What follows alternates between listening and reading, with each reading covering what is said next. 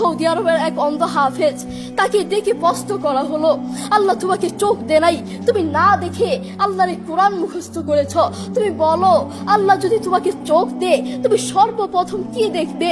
অন্ধ হাফেজ বলল, আল্লাহ আমাকে চোখ দেয় নাই, আল্লাহ আমি চোখে দেখতে পারি না, আমাকে চোখে দেখার মতো সেই শক্তি আল্লাহ দেয় নাই। আমাকে যদি আল্লাহ চোখ ফিরিয়ে দে, আমি আল্লাহর কসম করে বলতে পারবো আমি আমার মাকে দেখবো না, আমার কলিজার টুকরো সন্তান আছে আমি সন্তানকে দেখবো না, আমার ভাই আছে, আমার বন্ধু আছে, আমার প্রিয় মানুষ আছে, আমি তাদেরকে দেখবো না। আমি দেখবো যেই কোরআন আমি না দেখে মুখস্থ করেছি সেই কোরআন দেখবো, সেই কোরআনের আয়াতগুলো কত সুন্দর তার দিকে তাকাবো। আল্লাহু আকবার। আমরা আমাদের কথা বলছি, আমাদের চোখ থাকতে আমাদের কোরআন পড়ার সময় হয় না।